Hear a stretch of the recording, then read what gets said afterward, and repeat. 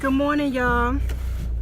Please excuse the setup once again. Y'all saw, if you haven't watched it already, but in my Black Ink Crew last video, my camera fell off the mount, and so I don't have one right up and through here. But just bear with me because I want to talk about Iyanla's premiere episode from Saturday.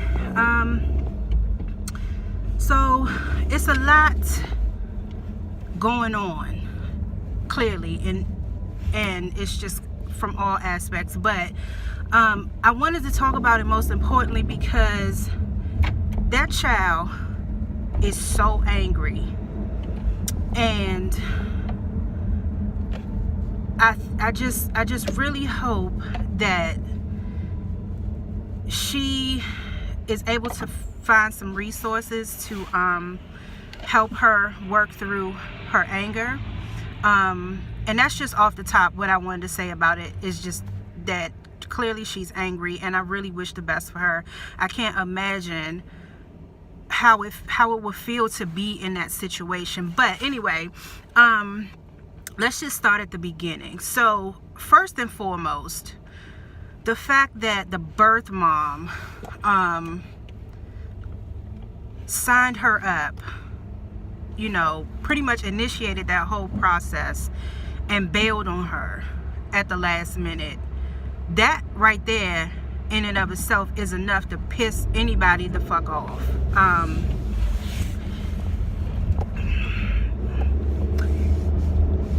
And I mean, because can you imagine just the extra sting of abandonment she felt when her birth mother bailed out on her at the last minute? I mean, clearly the child, and as the birth mom, I would think the least I could do is be there for my daughter going into that situation,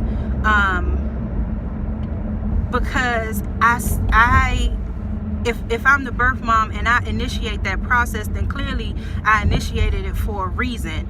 The birth mom may not have known exactly why she reached out to Iyanla, but clearly she reached out because she knows that they all need something.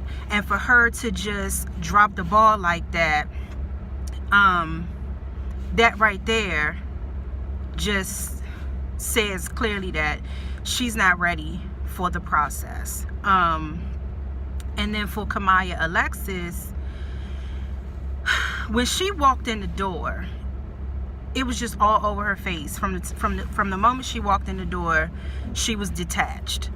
And then as she sat down and was talking to Iyanla, you know, just in the preliminary stages of the process, you could see she was seething underneath. Like, all that rawness, all that emotion, even though she was sitting there keeping it together, you could see it just simmering under this, right beneath the surface. So Iyanla was, you know, just asking questions, and she was giving very surface level answers. And you know, she had her to write down on the heart-shaped post-its just to list some characteristics about herself. All of those characteristics were the shiny characteristics, and there's nothing wrong with that. But once again, that just lent further credence to the fact that what Iyanla was saying later on in the episode is that this child has no mechanism of acknowledging the pain she's in. So I need to trigger her. Okay, I need to find a way to bring that stuff out of her, so at least she can see it and stop denying that all of these emotions are there. And something I really admire about Iyanla is that she knows how to toe that fine line between, you know, when there's, because she deals with touchy situations all the time, but she really knows how to toe that fine line of being just absolutely obnoxious and offensive, but between that and really applying a gentle hand, you know, to the situation.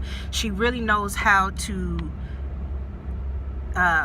stoke those emotional fires to get things to come up and to get people to see, you know, really what because she's an objective opinion. So really, to the extent that the participants are involved, she has no, you know, she has no vested interest. So she's able to really pull that stuff out, and we see that she did that with Kamiyah, Alexis. So she gets her up to the room. They're moving on to the next stage in the healing process, and she moves her up to the bedroom. She wraps her up in this cocoon like blanket, and you know, says she's treating her like an infant. She's putting her back in the womb, and she had the illustration of the person in the fetal position on the wall, and that's where they posted all of the post-it notes. And the little girl, she was struggling with the process, but she was going along with it. She was going along with it to the extent that she could, while she was able to keep those emotions suppressed. She went along with the process, right? But when Miss Iyanla, she hit a nerve when she told the little girl that she was keeping her there at the house that night. She had a choice. She could leave or she could stay, but the assignment was for her to stay there at the house that night, without being able to contact her father, boyfriend, or the stepmother. Because after Iyanla assigned Kamiyah, Alexis, to stay there for the night, she told the father, the stepmom, and the boyfriend not to answer the phone. Okay, this is my take on why that triggered her. I really feel like by Iyanla telling Kamiyah, Alexis, that she had to stay there and that she wouldn't have access to the people in Kamiyah's mind were the ones who could rescue her from that situation, it triggered that emotion felt from the fact that she was taken at birth against her will.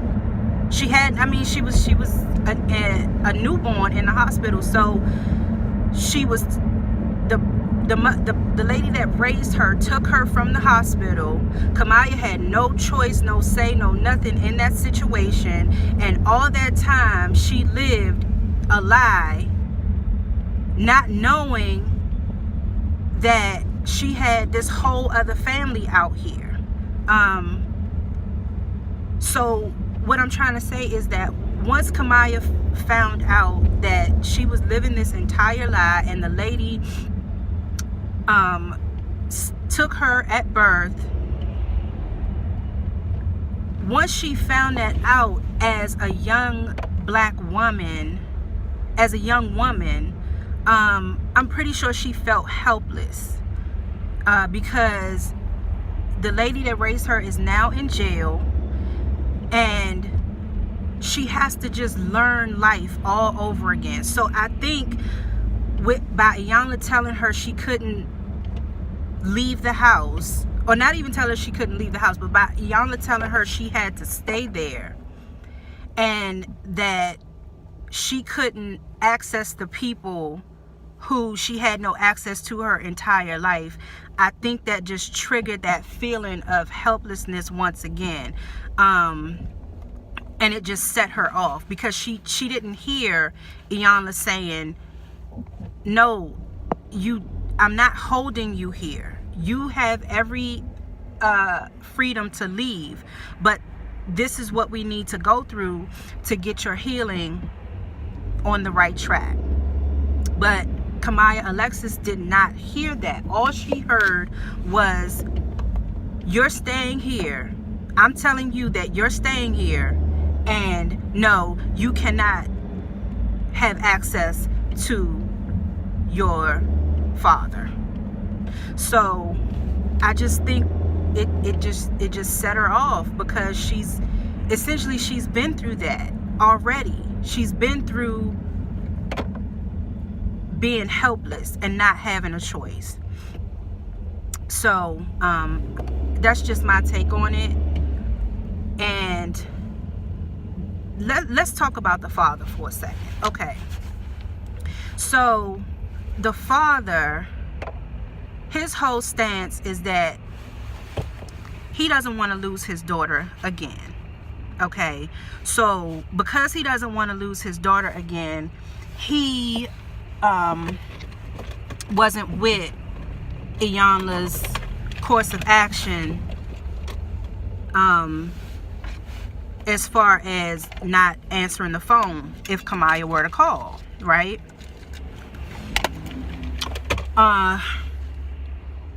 So he feels, it sounded to me like he felt obligated to be at Kamiyah Alexis's every beck and call. Now, I can understand him not wanting to lose her again. However, I also feel like him also being in denial about what Kamiyah is going through is not making the situation any better. Because when the little girl went off and was hollering, screaming down the house, calling Iyanla all types of man-looking bitches and hoes, and I slapped this old bitch, and would you tell her I don't argue with bitches, I slap bitches? The father said, we've never seen her act like this. That's a damn lie. That is a lie, because that type of behavior, it manifests no matter what. Whether she went off to that degree or not, that may be questionable, but I know for a fact that they've seen that child act out like that. So that was a lie. Cause she put her hands on the boyfriend. She like smushed him in his face, and she said, they do what I tell them to do. Okay, so that's number one. He lied. They've seen that girl act out like that, because that ain't the first time. Two, her saying they do what I tell them to do. I think Kamiyah also, along with all the other myriad of emotions, I think she's struggling with her how you describe it, like self-assertiveness, like, because she found out that lie, and it rendered her so powerless that now it feels like maybe she is just overreaching and trying to assert herself in that, like, kind of like going too far and trying to show that she has some authority and power and say so over what happens to her. Because like I said, for her to say they do what I tell them,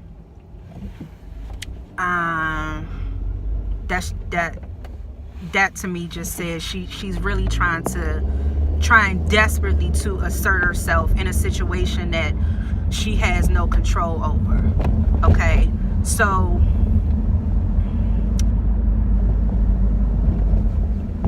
Iyanla, so that it was shut down. Like once Kamiyah Alexis went off like that, the whole process was shut down, because Iyanla's like, you know, I can only bring someone along as far as they're ready to come along. So they left, and it turns out that Iyanla had another young lady older than Kamiyah Alexis. The young lady she had on was 30, but had been through the exact same thing.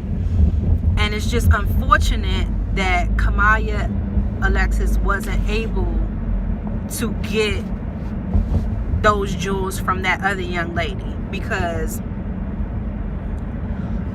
it would have shown her that she's not the only one.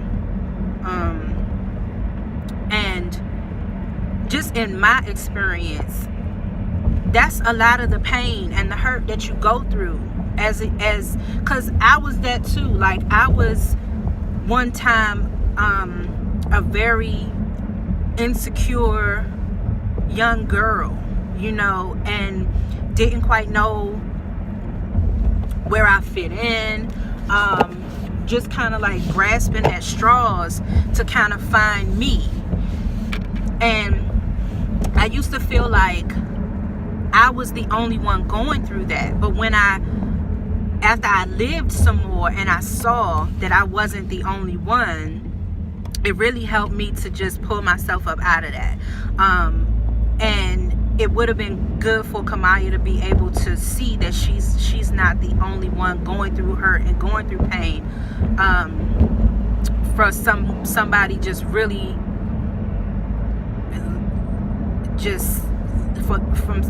she lived a lie because of somebody else's selfishness. You see what I'm saying? And that's what I feel like that's why she feels so powerless, because she had no choice in the situation. And if she had been able to meet with the other young lady, I feel like it would have maybe just started her on the path to reclaiming her, or not even reclaiming, but just starting to develop the foundation of her identity. Because she thought she was Kamiyah. She thought she was Kamiyah. But the lady that raised her, according to her, Kamiyah is Alexis. So there's just an identity crisis. There's anger, rage. I'm sure there's resentment. The father doesn't want Kamiyah to love the woman that raised her, because she took something from him.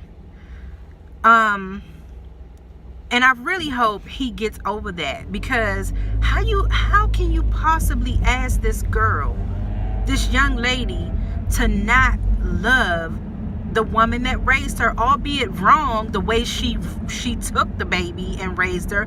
But that's something that he has to help Kamiyah get through.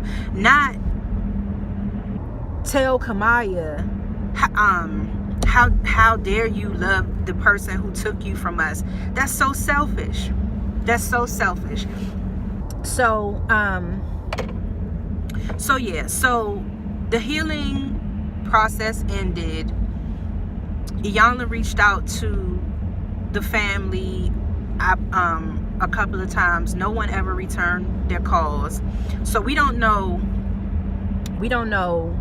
what's going on. I haven't heard anything about it in the news since the story broke initially some time ago about the whole thing coming out. So we don't know what's happening, but I hope that baby find something, because it's already hard out here in these streets, okay? And when you got that type of rage and anger constantly seething below the surface, it just makes things that much more difficult and complicated. Because, and Iyanla said it, so what if she goes out in the world and this happens in the street, in college? You know, this child can end up dead or in jail because she don't know how to break this shit down, and she don't know how to deal with it. She needs people to help her learn how to deal with it. So, child, I don't know. I really think the father is feeling some type of way about I think he's overcompensating for what he may feel like, to some extent, maybe he bears some fault in what happened to Kamiyah. Whether he actually did or didn't, I certainly don't know, because I don't know those type of details about the story. But just in my mind, trying to rationalize why he behaves like he does, I think he might be struggling with something on the inside of him, feeling like he has to overextend himself for his daughter because she's lived this entire life as a lie. I don't know, but I hope too that boyfriend, I hope that boyfriend go ahead on about his business somewhere, because